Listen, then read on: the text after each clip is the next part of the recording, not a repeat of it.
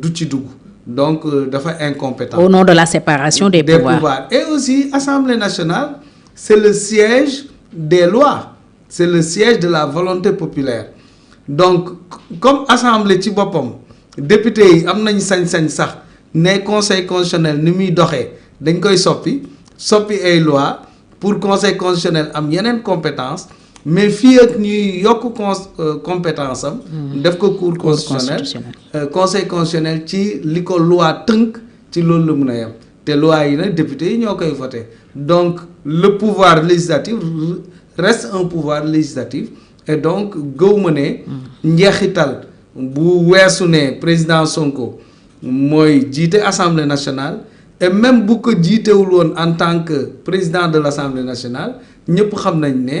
moom mooy le président de la majorité parlementaire donc même bu toogul woon assemblée nationale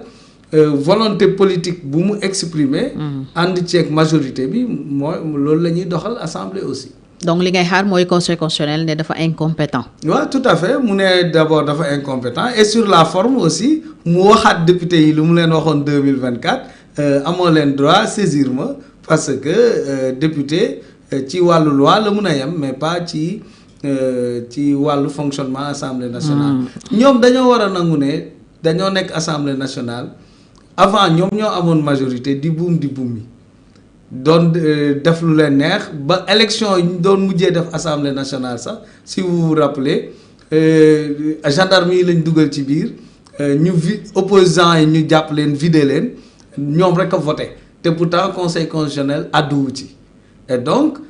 fu mu nekk nii nag c'est une majorité de 130 députés 132 sax il y a 2 de l'opposition qui ont voté pour le nouveau président de l'Assemblée nationale mu nekk majorité bu écrasante donc dañoo war a accepter ne le jeu à l'Assemblée nationale c'est le jeu de la majorité et donc boo fa nekkee minorité am na jamono président Sonko nekkoon fa moom donc en 2017 mais da ngay accepter te moom sax ba mu fay nekk moom donc député assemblée si vous vous rappelez majorité bi des fois moom bu jógee di wax dañuy quitter salle bi donc ñoom finalement présence su. parce que moom tam dafa doon boycotté yooyu temps dañ ko doon. non da daan jël micro di wax à la tribune de l'Assemblée nationale ñoom ñoo doon boycotté bu président Sonko jógee di wax aussi bi mu nekkee premier ministre di ñëw question au gouvernement ñu boycotté aussi léegi nag mu nekk président assemblée. xam naa nag loolu la ñu mënul muñ la présidence du président Sonko et donc ñu ne leen muñ leen prochaine élection ñu góorgóorlu nekk majorité pour man loolu moo gën ñuy def ay recours yoo xam ne du am njeexital. alors su dee recours boobu amul chance lan moo war a mën a tax Ousmane Sonko dem di seeti le juge Cheikh Ndiaye une information de Madiambal Diagne su dee dëgg la lan moo war a tax mu dem di ko seeti. waaw bañ nga ba mettre ko conditionnel. je peux pas confirmer. waaw bien sûr. man damay am sax problème pour gëm Madiambal parce que xam nga dafa yomb nga daw sa justice yu réew nga génn si réew mi di balancer lu la neex ci mbedd mi parce que bu fekkoon il était au Sénégal mu joxe information dinañ ko mun a oo ne ko information ci lan ak lan nga ko wékk mais moom nekkul Sénégal donc mun na toll foofu balancer lu ko neex il ne répondra pas de ses actes donc kooku mënuñu sukkandiku ci li mu wax. mais teewul tam ñi mu concerné ñu leeral ñu démentir ko ñu indi ay preuves que li mu wax du dëgg parce que démb sur le plateau de ma sœur Maïmouna Ndour Faye Madiambal persisté na ne ñi ma waxal ñoo ngi fii j'ai donné une information j'ai cité des personnes j'ai donné une date précise un endroit boo xam ne foofu la yëf yi amee donc ñooñu tam ils ont intérêt à leeral surtout le juge Cheikh Ndiaye bi nga xam ne dañ ko tuddoon en 2024 Ousmane Sonko itam nekk le principal concerné dans cette affaire mënoon na indi simple démenti wala même à travers ses avocats mais suñ ko deful ne tekk aussi xel dafay tey parce que wolof nee na seytaane même bu waxul dëgg tam yàq na xel. xam nga Fatou. le rythme des mensonges nga jégal ma ci terme bi. yi Madiambal di débiter bu fekkee président Sonko dafa war a topp rythme boobu di démentir dina sonn Madiambal matul 3 semaines xaw ma 4 semaines lan la waxoon président Sonko day démissionner est-ce que gis ngeen ko mu démissionner. de la primature. donc ay waxu Madiambal mënuñ ci sukkandiku pour chaque fois di andi ay leeral di démentir kon ci la ñuy dëkk le juge bi ngay wax biñ ko tuumalee ci affaire corruption est-ce que génn na wax les magistrats aussi mënuñu di génn di wax mënuñ di génn di wax lenn lañ mën kay mooy porter plainte te man gëm naa ne waxu Madiambal yi du ñàkk moom suite judiciaire parce que aussi mënuñ affaire bu grave noonu à ce point mu koy wax sur des autorités judiciaires ak la deuxième personnalité de l'État te du mujj fenn waaye nag li tax mu yomb ci moom wax lu mel noonu c'est parce que dafa nekk bitim réew daw notre justice te xalaatul ñibbisi loolu tax mu am sañ-sañu wax ko mais man nii yow nii beneen journaliste bu dëkk fii Sénégal sañul wax lu toll noonu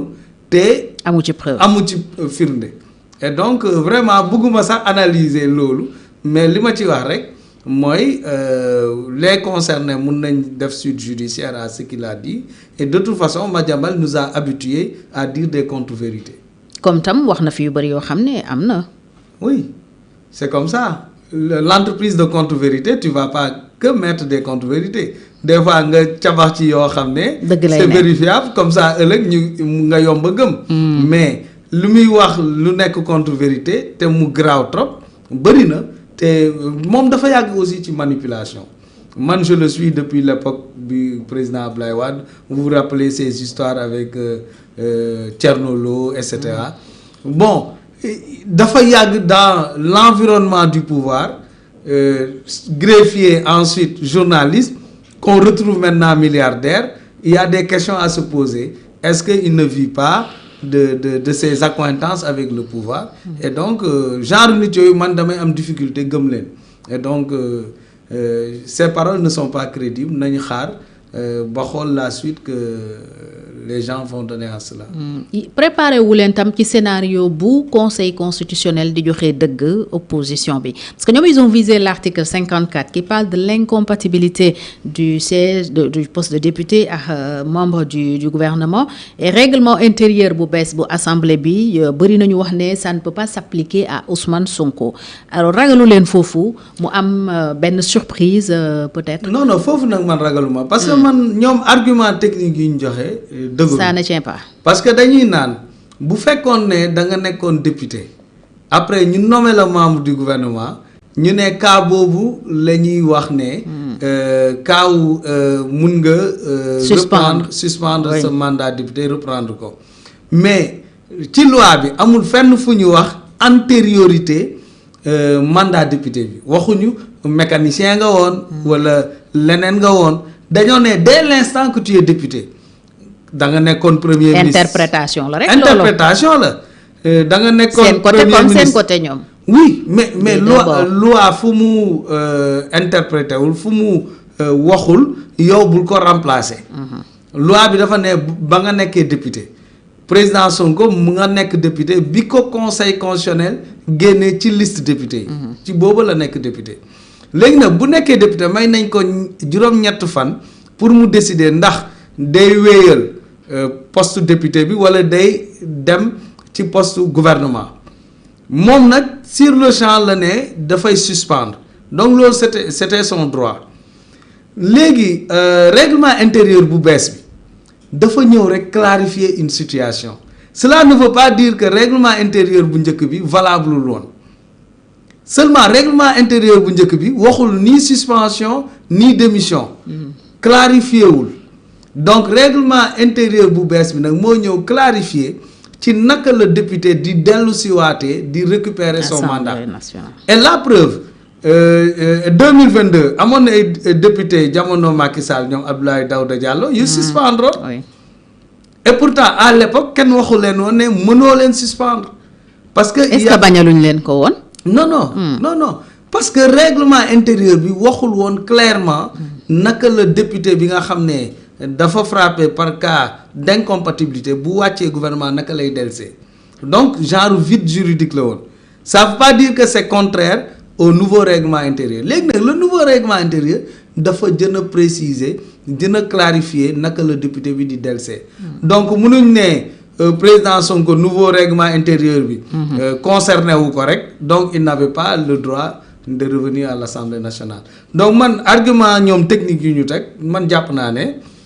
bañ a gis président Sonko nekk président assemblée rek a ko war. luñ ciy ragal pour yow. waaw gis nga nit bu subjectif munoo yow trouver sax des raisons parce que ñoom concernant le président Sonko ils perdent toute objectivité doo xam ndax haine la wala qu'est-ce qu'ils ont contre la personne donc mënuma définir yan critères ñoom la ñuy sukkandiku pour mën a teg loolu dama jàpp rek ne tout ce qui concerne moom le président Sonko ñoom d'emblée am na ku ko wax sax de président Sonko bu dee woon dañ leen xeex sibiru ñoom yooyu la ñuy àndal c'est pour dire rek à quel point ils sont contre la personne et ils ne mettent pas des arguments aussi valables devant pour faire ces critiques là et la preuve Aïssata Tall Sall ci conférence de presse am waxoon na ne mënuñu attaquer décision Assemblée nationale bi def recours et pourtant ils l'ont fait et donc ça défie tout raisonnement ça défie. moom d'ailleurs bokkul ci les signataires de cette requête. Bah oui day flagrant trop mais c'est son groupe parlementaire qui l'a fait fu ñuy jëlee 17 députés. c'est ça ñu ngi ci parce que gis nañu ku mel ni Abdou Mbow alors li xew tey ak coow li mu jur yëpp benn la peut-être ci conséquence su rupture di tàggoo bi am diggante Ousmane Sonko ak président Bassirou Diomaye Faye bu weesoo lii yeneen conséquence le Sénégal mën a ragal ci tàqalikoo bi. waaw tàqalikoo bi nag moom gëm naa ne gën